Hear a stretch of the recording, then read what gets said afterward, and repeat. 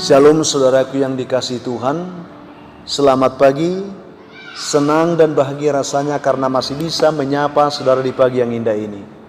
Doa dan harapan saya, kiranya saudara semua dalam keadaan sehat, dalam keadaan baik, penuh sukacita, diberkati Tuhan untuk sepanjang hari ini saudara. Sebelum kita memulai renungan ini, saya ingin mengajak saudara terlebih dahulu berdoa. Mari kita berdoa. Bapa di surga, terima kasih untuk kebaikan Tuhan yang telah memimpin hidup kami sepanjang malam, sudah menganugerahkan kami hidup baru pagi ini. Berkati dan pimpinlah kami sepanjang hari ini oleh Roh Kudus-Mu ya Tuhan, sehingga kami boleh berjalan dalam kemenangan Kristus. Dalam nama Tuhan Yesus kami berdoa, amin. Saudaraku yang dikasihi Tuhan Yesus Kristus, firman Tuhan yang akan kita renungkan pagi ini, yang menjadi renungan sekaligus penuntun kehidupan kita di sepanjang hari ini, saya persiapkan dari kitab Filipi pasal 4 ayat yang keempat sampai ayat yang ketujuh. Saya minta supaya saudara juga mempersiapkan Alkitab saudara dan membaca ayat ini setelah mendengarkan renungan ini nanti. Ayat yang akan kita renungkan dari pembacaan itu saya ambil dari ayat yang keempat. Coba kita perhatikan ayat itu, bunyinya demikian saudara. Bersukacitalah senantiasa dalam Tuhan. Sekali lagi kukatakan, bersukacitalah. Saudaraku yang dikasihi Tuhan, tentu yang ingin kita renungkan pada pagi hari ini adalah sukacita Kristen, saudara. Ini yang ingin coba kita angkat, karena saya lihat akhir-akhir ini sudah banyak kita yang kehilangan sukacita. Memang tidak bisa disangkal saudara, banyaknya pergumulan yang kita hadapi, beratnya beban dan persoalan kehidupan, bertubi-tubinya masalah yang selalu datang dalam kehidupan kita. Seringkali hal itu membuat kita sepertinya alergi mendengarkan kata sukacita ini saudara. Kenapa tidak? Karena kita merasa bagaimana mungkin kita bisa bersukacita kalau keadaan hidup kita susah, kalau pikiran kita tidak tenang, kalau kita selalu diperhadapkan dengan masalah dan persoalan-persoalan yang tidak kita harapkan dalam hidup ini. Tetapi saudaraku yang dikasihi Tuhan Yesus Kristus, saya ingin kita belajar saat ini lewat firman ini, karena ini firman Tuhan dikatakan bersukacitalah senantiasa. Tetapi sukacita yang dimaksudkan di sini sukacita di dalam Tuhan saudara. Mungkin kalau kita melihat pemahaman tadi dari pemahaman dunia, memang betul kita tidak mungkin bisa bersukacita ketika kita menghadapi masalah. Sangat sulit saudara, sangat tidak mungkin. Tetapi kalau ini kita pahami dengan kacamata iman, bahwa bersukacita di dalam Tuhan tidak selamanya bisa terukur hanya karena baiknya situasi, hanya karena keadaan tidak ada masalah. Tetapi kalau kita lihat, justru sukacita di dalam Tuhan akan semakin murni kualitasnya ketika kita ada dalam masalah, ketika kita sedang menghadapi pergumulan-pergumulan. Itu yang akan kita lihat. Tetapi persoalannya saudara, betapa seringnya kita tidak mampu bersukacita. Itu yang perlu. Kira-kira apa yang menjadi penghalang kita bersukacita saudara? Ini yang akan kita angkat secara khusus, beberapa faktor penyebab ya penghalang kita bisa bersukacita. Paling tidak yang saya coba angkat pagi ini ada 4. Walaupun agak lama, agak banyak ini, tapi saya hanya mau membantu kita untuk melihat bagaimana kita selama ini terhalang bersukacita. Yang pertama itu adalah masalah kondisi hati yang tidak baik.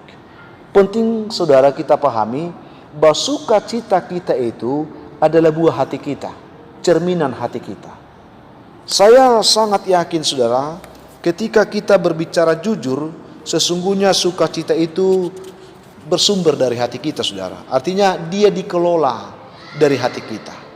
Kondisi hati kita sangat menentukan kita bersukacita atau tidak. Sehingga kalau kita lihat di sini, ya, tidaklah mungkin kita akan mengalami sukacita jika kondisi hati kita sedang dalam keadaan tidak baik. Maka perlu menjaga supaya hati kita tetap baik. Ini penting.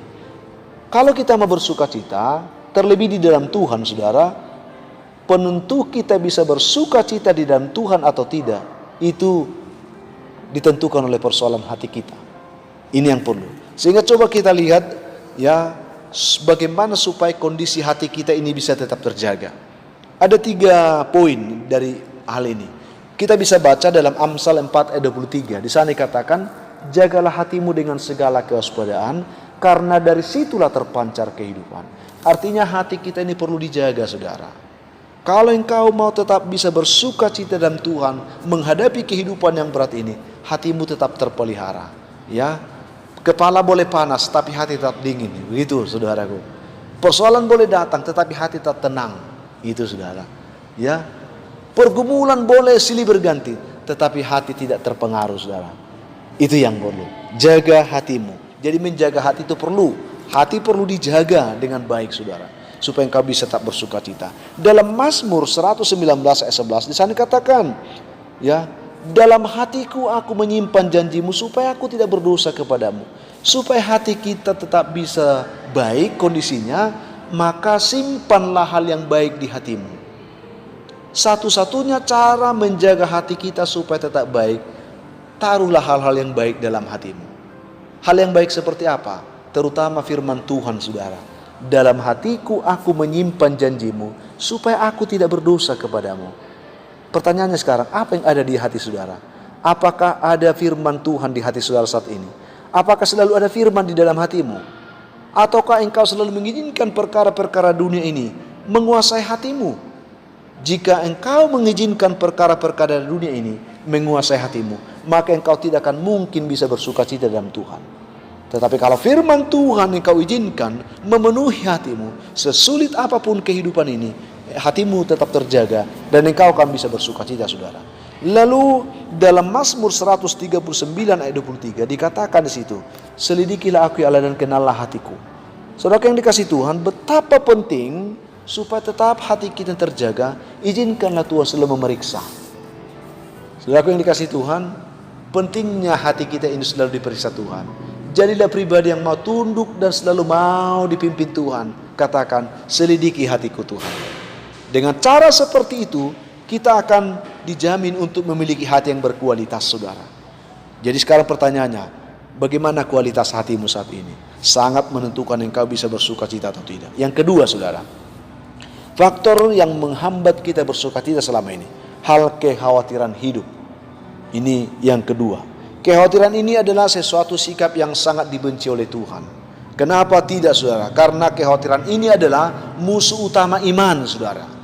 Kalau engkau sedang khawatir, sesungguhnya engkau tidak ada iman. Ini penting.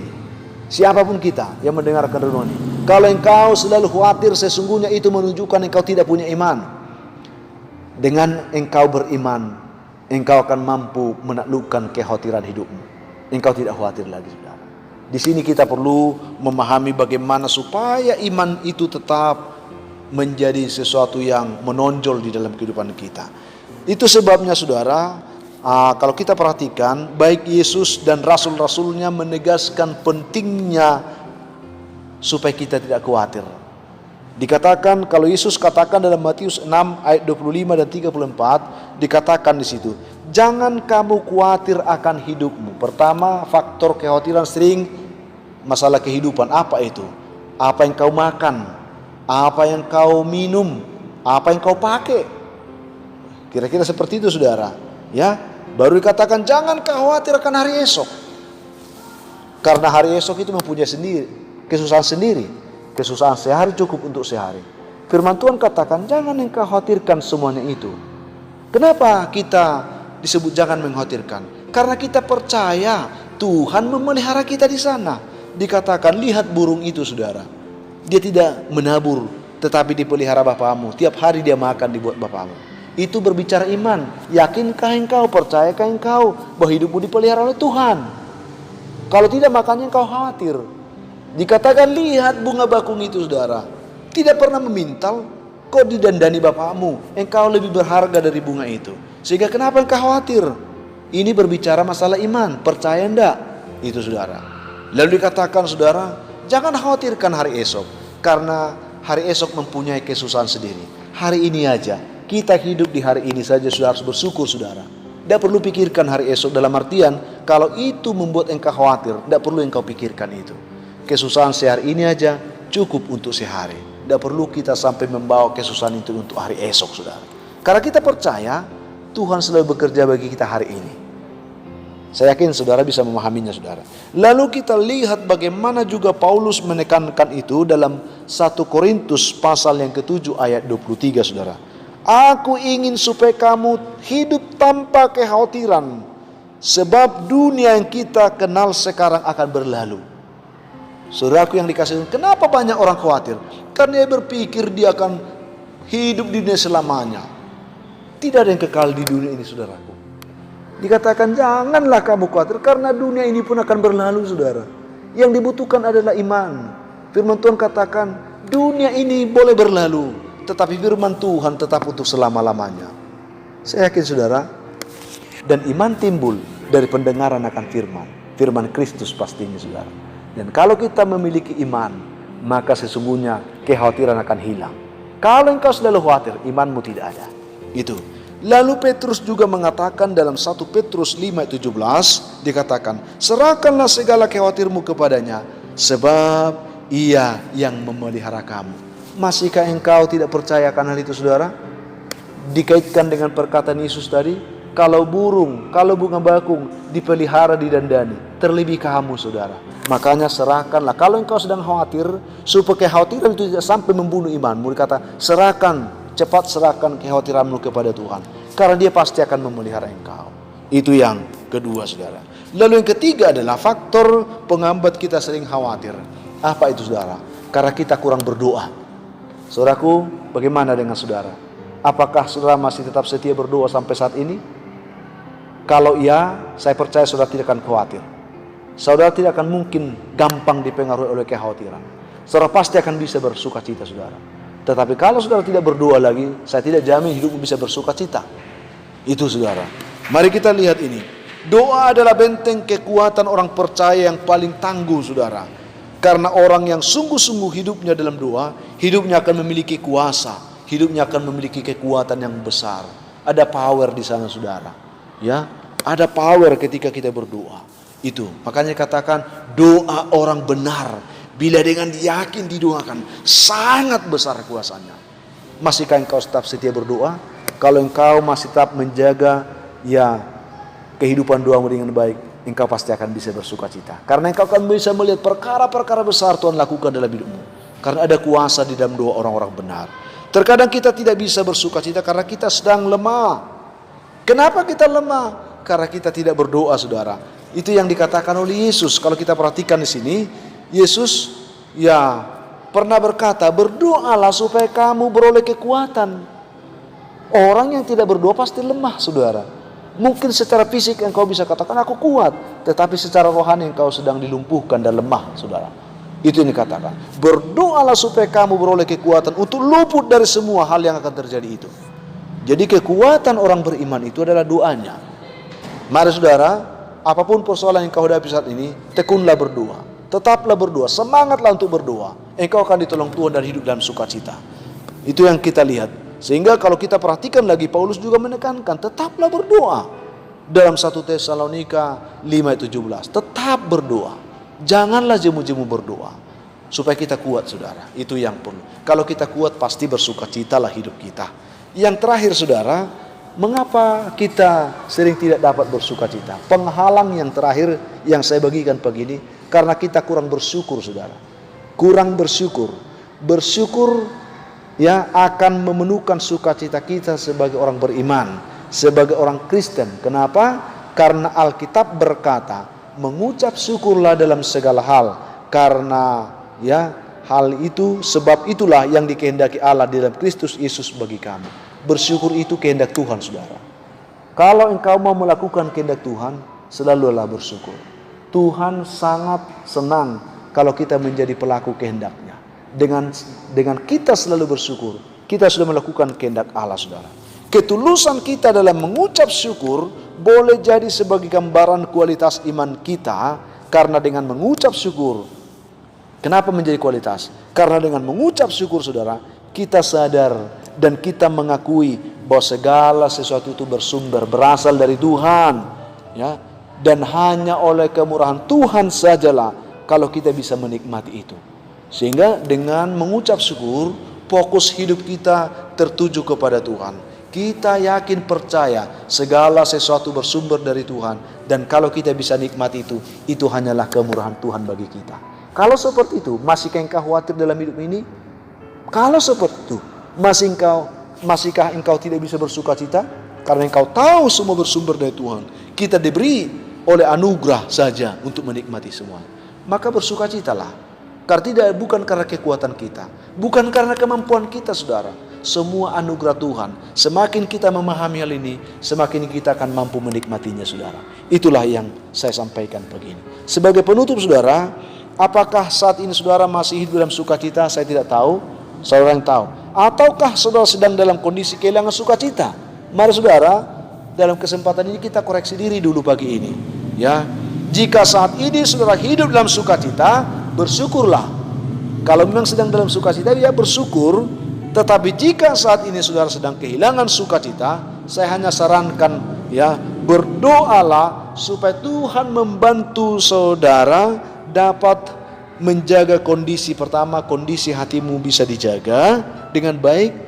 Tuhan dapat membantu saudara untuk memelihara kehidupanmu supaya tidak khawatir, dan Tuhan dapat membantu saudara supaya saudara selalu rajin berdoa, dan terlebih Tuhan meneguhkan dan membantu saudara untuk selalu mampu mengucap syukur. Selalu saya katakan, kehidupan tidak selalu seperti yang kita harapkan, tetapi kalau kita hidup bersuka cita sesuai dengan kebenaran firman ini, maka kita akan ditolong Tuhan melewati semuanya dengan baik dan penuh dengan sukacita. Tuhan kena menolong dan memberkati saudara pagi ini. Sekali lagi, apapun kondisi kehidupan yang saudara hadapi saat ini, mungkin saudara tertekan oleh karena beratnya beban dan masalah yang ada saat ini. Mungkin karena persoalan sakit penyakit yang begitu berat, yang saudara tidak tahu harus berlari kemana lagi. Atau ada persoalan-persoalan keluarga, anak-anak, pekerjaan, atau apapun itu saudara. Saya ingin katakan, jangan biarkan itu menghilangkan sukacitamu saudara.